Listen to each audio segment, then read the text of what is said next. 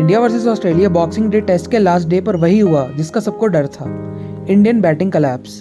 क्या था इस इनिंग्स का सबसे बड़ा टर्निंग पॉइंट, और क्यों मुझे लगता है कि मे बी ये रोहित शर्मा के रिटायरमेंट लेने का बेस्ट टाइम नहीं है, डिस्कस करेंगे इस वीडियो में। इसलिए वीडियो को लास्ट तक ज़रूर देखें। हमारे रेगुलर व्यूअर्स को पता है कि हम अपनी वीडियोस को शॉर्ट और ब्लंट रखते हैं। वीडियो स्टार्ट करने से पहले please subscribe to our channel for regular updates and also like the video अगर आपको हमारे व्यूज़ और एफर्ट्स पसंद आ रहे हो तो। आज डे 5 के स्टार्ट में आते ही बुमराह ने ऑस्ट्रेलिया के फाइनल विकेट लेके अपना इस सीरीज का एक और 5 कंप्लीट कर लिया।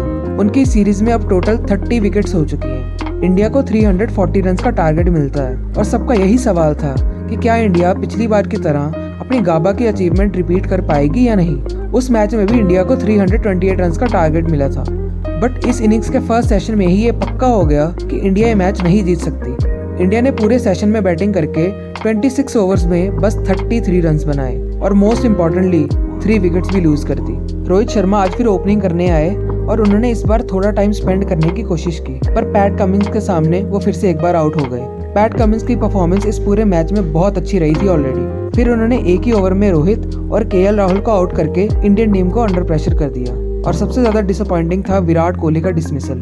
गलती किसी भी बैट्समैन से हो सकती है, पर विराट के डिसमिसल पर सबसे ज्यादा दुख और गुस्सा इसीलिए आता है क्योंकि उनका आउट होने का तरीका पिछले 4 मैचेस से सेम ही है, आउटसाइड ऑफ स्टंप। पर आज के डिसमिसल ने एटलीस्ट मेरे माइंड में तो ये कंफर्म कर दिया है कि अब ये विराट हमारे पुराने विराट नहीं रहे। विराट को उनकी गेम सिचुएशन की रीडिंग के लिए जाना जाता था, पर आज लिटरली उन्होंने लंच ब्रेक से पहले लास्ट ओवर में बाहर जाती बॉल को ड्राइव लगाने की कोशिश की और आउट हो गए। इसे देखकर उनका हर एक फैन बहुत डिसअपॉइंटेड होगा।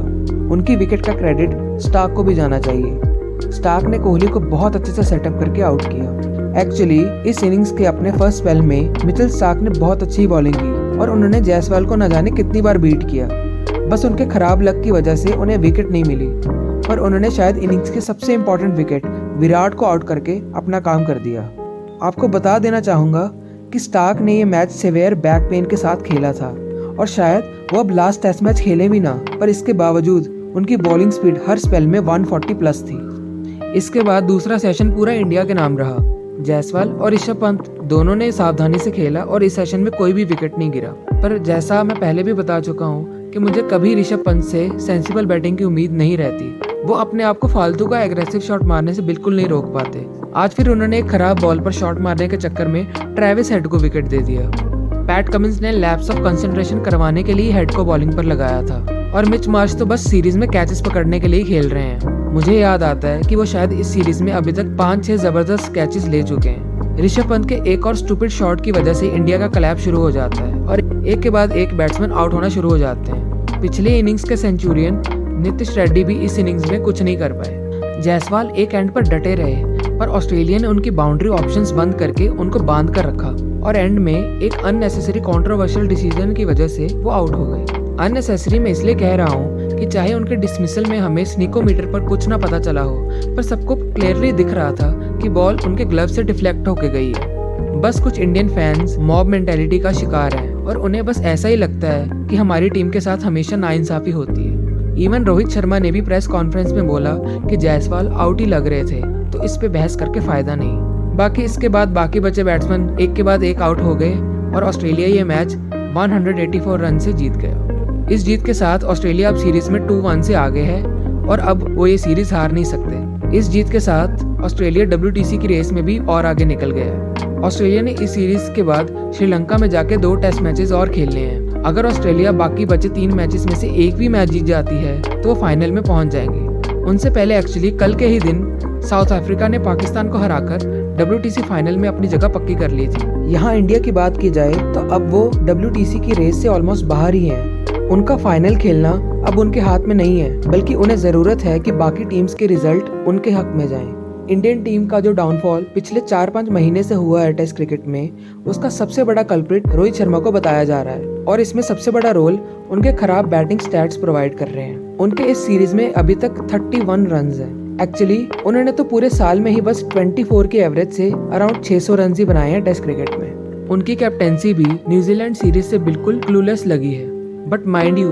ये वही रोहित शर्मा है जिन्होंने अभी बस 6 महीने पहले अपनी जबरदस्त बैटिंग और आउटस्टैंडिंग कैप्टेंसी से इंडिया को T20 वर्ल्ड कप जिताया था। पर अब पता नहीं कि अब उनकी बैटिंग की वजह से कैप्टेंसी इफेक्ट हो रही है या कैप्टेंसी की वजह से उनकी बैटिंग। उनके इस सडन डिक्लाइन इन फॉर्म की वजह से बहुत सारे इंडियन क्रिकेट फैंस डिमांड कर रहे हैं कि रोहित को खुद से रिटायरमेंट ले लेनी चाहिए। कुछ रिपोर्ट्स ऐसी भी हैं कि शायद अजीत आगरकर जो चीफ सिलेक्टर हैं टीम के, वो रोहित को मैसेज दे चुके हैं कि ये उनकी age Indian test player last series होगी। और कुछ लोग तो ये भी कह रहे हैं कि शायद वो इंडिया के लिए अपना लास्ट टेस्ट खेल चुके हैं और उन्हें इस बॉक्सिंग डे टेस्ट के बाद सैक कर दिया जाएगा। मेरा ओपिनियन इस मामले में थोड़ा सा डिफरेंट है और शायद होगा भी वैसे ही। आई एग्री कि रोहित की कैप्टेंसी और बैटिंग फॉर्म बहुत खराब चल रही है एंड ऑल्सो शायद वो अपने टेस्ट क्रिकेट ही नहीं बल्कि ओवरऑल इंटरनेशनल क्रिकेट के भी लास्ट फेज में है। बट आई डोंट थिंक कि उन्हें सैक किया जाना चाहिए, शायद इससे चीजें और खराब हो जाएंगी। उन्हें कैप्टेंसी से निकालकर जबरदस्ती रिटायरमेंट करवा देना बेस्ट ऑप्शन नहीं है। आप सोच के देखो,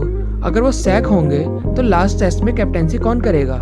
obviously Jasprit Bumrah. But we all know कि बुमराह अभी तक इस सीरीज में कितनी बॉलिंग करवा चुके हैं और वो ऑलरेडी बहुत थक चुके हैं। ऊपर से उन पर इंजरी के इश्यूज भी हो सकते हैं जिसकी वजह से शायद वो लास्ट टेस्ट मैच ना खेले। और हमें ये भी नहीं भूलना चाहिए कि हमें नेक्स्ट मंथ चैंपियंस ट्रॉफी भी खेलनी है। अगर आप यहाँ रोहित को सैक करोगे तो उस टूर्नामेंट में किस मुंह से उनसे कैप्टेंसी करवाओगे? किसी भी कैप्टन पर ऐसा डिसीजन लिया जाएगा तो उसका इम्पैक्ट पूरी टीम पर होगा। कुछ लोग तो ये भी डिमांड कर रहे हैं कि रोहित को खुद ही रिटायरमेंट अनाउंस कर देनी चाहिए। बाकी टू बी ऑनेस्ट मुझे लगता है ना वो खुद ऐसा करेंगे और ना ही BCCI में दम है कि वो कोई बोल्ड डिसीजन लें। अगर उनमें दम है बोल्ड डिसीजन लेने का तो रोहित के साथ साथ विराट को उनकी फॉर्म और ऋषभ पंत को अपने गैर जिम्मेदारी वाले शॉट्स की वजह से भी टीम से ड्रॉप कर देना चाहिए। बट इनमें से कुछ भी नहीं होगा, सबको पता है। पता नहीं टीम का माहौल कैसा चल रहा है। ऑलरेडी आर अश्विन बीच सीरीज में रिटायर होने के बाद सीरीज छोड़कर आ गए हैं और वापस आकर क्रिप्टिक ट्वीट्स कर रहे हैं। आपको क्या लगता है, क्या रोहित को लास्ट टेस्ट एज कैप्टन खेलना चाहिए या खुद ही रिटायरमेंट अनाउंस कर देनी चाहिए? कमेंट करके बताएं। Thanks for your time. Please like the video and subscribe to our channel for weekly content ahead.